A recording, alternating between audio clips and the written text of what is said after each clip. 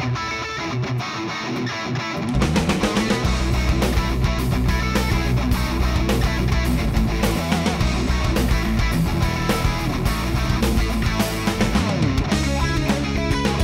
Marlene, and I'm here at PhillyCon with Scott, Ethan, Ambruson. How are you doing?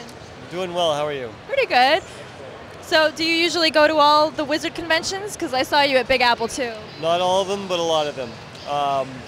Wizard has expanded its horizons, and you know, it's all over across the United States. I hit as many that are fairly convenient local. The farthest that I've gone so far has been Chicago. And I will be at the Chicago Comic-Con this August. I don't know what weekend it is, but I will be there. Awesome. And I'll also be at the New England one as well. Great. And I'm making plans for the New Orleans one, which will be in January. So that's probably going to be my wizarding over the next, 9 months? Okay. So when I went to Big Apple, I actually picked up one of your sketches, a really super detailed, amazing Joker sketch. Yeah. How long does it take you to do one of those? They'll take me anywhere from an hour to 2 hours, depending on how much detail is involved with it. When it comes to those 9x12 bus shots, I cut as many corners and I reproduce as many. So, like the Joker sketch that you had bought, I've probably redrawn it and drawn it 5 or 6 times. Because it's a popular one, obviously, I'm going to want to try to replenish it. I had sold a lot of those little 9x12 bus shots at that New York show, and I had been scrambling to try to get those particular characters replenished. The Joker one will probably sell again. I'll have to redraw it again. I have another show, not a Wizard show, but another show coming up in 2 weeks, and I'm closing on a condo next week. So my plate's very full, so I've been scrambling to try to get as many of these things done and redrawn as possible. Right. So how did you get into illustration in the first place? Oh, jeez.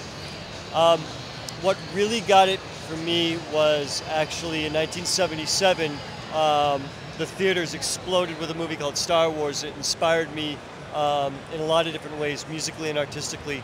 Basically, what had happened was I became obsessed with what I heard and what I saw in the images, and the music in Star Wars. I actually took up playing trumpet and learned how to play trumpet and became very good at it. But also, my father had passed away that summer, and I was in dire need to escape. And I spent my entire 5th grade class sitting there at my table instead of studying, drawing pictures of R2-D2 and C-3PO and Darth Vader and just like anything else. I mean, it was like, I loved comic books, so of course there were comic book characters involved in that as well. And that kind of got the love for it to go. And I started to come up with my own ideas and concepts when I was 13 years old. Turns out my best friend was doing the exact same thing.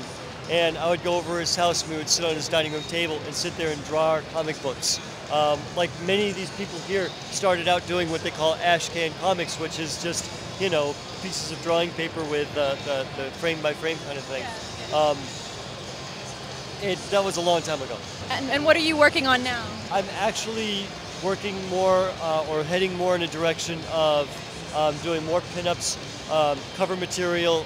I actually had my very first cover here, which is the cover of Azteca #2, which has been a great success for me, and I'm hoping I'm going to be getting some more covers. So that's actually what I'm going to be focusing my attention once I get some free time. So if people are interested, if they can't make it to the conventions that you're at and they're interested in seeing your art or buying some of your prints, is there anywhere they can visit online?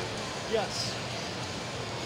My gallery is at www.serendipityartsales.net, not .com, but .net /SEA.html.